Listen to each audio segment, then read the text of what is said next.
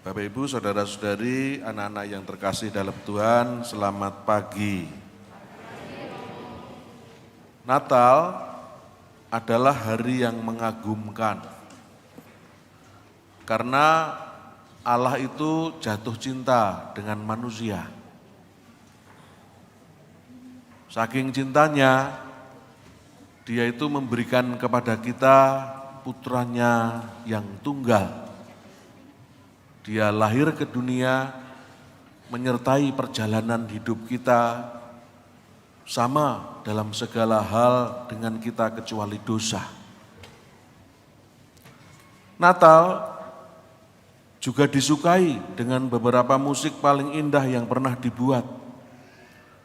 Lagu-lagu sukacita yang menakjubkan, yang kita dengar selama masa Natal, membantu membangkitkan semangat Natal dalam diri kita. Ada pohon Natal, ada kandang Natal dengan dekorasi, ada lampu, ada hadiah Natal. Seluruhnya menambah suasana pengharapan dan hidup yang pantas untuk kita hidupi. Hidup yang layak untuk kita lanjutkan. Namun, hal aneh bisa terjadi pada tanggal 26 Desember nanti dan seterusnya. Besok saat kita terbangun dari tidur, kita tinggal di dunia lama yang sama. Pepohonan menjadi layu. Dekorasi Natal tiba-tiba nampak lunglai. Mungkin kalau masih menerima kartu Natal atau ucapan selamat, kartu Natal yang kita terima adalah dari orang-orang yang terlambat mengirimkannya karena malu telah melupakan kita ketika mereka menerima kartu Natal kita juga. Tiba-tiba semua lagu Natal berakhir, bisa jadi begitu pula semangat Natal. Bahkan di hari Natal sebagian orang merasakan sentuhan yang menyentuh, sentuhan melankolis, karena berlalunya setiap detik yang berarti kita mau tidak mau menjauh dari suatu peristiwa yang mengandung makna khusus. Kita tahu bahwa kita harus kembali berbisnis seperti biasa, yang harus ke pasar untuk berdagang, harus melakukan rutinitasnya, yang setiap hari ke kantor naik komuter kereta harus menjalankan rutinitasnya. Ada kesedihan karena sukacita dan niat baik Natal tidak dapat bertahan sepanjang tahun.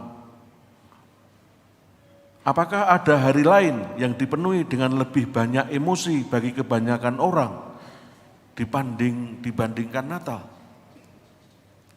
Natal sangat penting bagi kita sehingga hanya sedikit kota yang kita maknai sama seperti Bethlehem. Nama itu tidak mengingatkan kenyataan sebuah kota di belahan bumi lain, di mana perdamaian hancur berantakan dan janji-janji dilanggar. Saat kita mendengar kata Bethlehem, kita teringat dari dunia dosa kita menuju kebaikan dan kasih. Seorang Romo menulis dalam puisinya bahwa Bethlehem itu adalah sebuah nama yang mengalir kepada kita dari tahun-tahun yang tak terlupakan dan menyimpan dalam suara dan iringannya suatu rasa manis yang tak dapat kita abaikan. Suku katanya adalah bintang dan nyanyian, kesederhanaan yang baik dari para gembala, dan kata itu terkait dengan seluruh keadaan tak berdosa yang telah menyelamatkan kita. Makna terbesar dari nama kota kecil ini ditemukan dalam arti harafiahnya. Bethlehem dalam bahasa Ibrani berarti rumah roti. Bagi sebagian bangsa kuno, roti, kalau kita itu nasi, adalah lambang dari semua hal baik yang dibutuhkan untuk menopang kehidupan karena merupakan sumber makanan pokok. Itulah sebabnya Yesus mengajar kita untuk mendoakan roti kita sehari-hari. Kita bahkan berbicara tentang seseorang yang mencari nafkah untuk keluarga itu sebagai pemenang roti. Sebuah rumah roti adalah rumah di mana seorang dapat diberi makan, seseorang dihangatkan dan dihibur. Kalau Yesus lahir di Bethlehem, lahir di dalam palungan, itu menyiratkan bahwa dia boleh menjadi sumber makanan kita setiap hari. Kalau palungan adalah tempat makanan binatang piaraan, kalau Yesus lahir diletakkan di atas palungan, itu menjadi makanan rohani bagi kita setiap hari. Yesus memilih roti dan anggur sebagai unsur Ekaristi Kudus. Setelah mengambil kodrat manusiawi dari ibunya dan disusui olehnya, ia ingin memberi makan dengan mengubah rupa roti dan anggur menjadi tubuh dan darahnya. Ekaristi menopang kehidupan rohani kita. Ekaristi membantu kita untuk makin bertumbuh seperti sang pemberi, yaitu Kristus sendiri. Ekaristi memulihkan luka akibat dosa. Ekaristi memberi sukacita bagi hati orang yang percaya. Keindahan dan makna Natal tidak seharusnya berakhir pada tanggal 26 Desember. Selama perayaan Ekaristi, gereja menjadi rumah roti, di mana kita diberi makan, dihangatkan, dan dihibur. Bethlehem itu tidak jauh.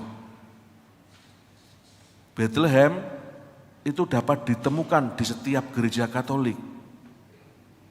Kalau Bapak Uskup menyampaikan tema Natal untuk Keuskupan Bogor tahun ini berjalan bersama menuju Bethlehem, maka Bethlehem sesungguhnya tidak jauh. Rumah roti itu ada di rumah kita sebagai eklesia domestika, gereja yang paling kecil dalam keluarga. Rumah roti itu ada di dalam gereja Katolik di mana kita kehidupan rohani dipelihara dan dikuatkan. Pada hari raya Natal ini, saya ajak kita semua boleh bertumbuh menjadi rumah roti. Seperti sang pemberi, yaitu Kristus sendiri. Selamat Natal, mari kita berjalan bersama menuju ke Bethlehem. Amin.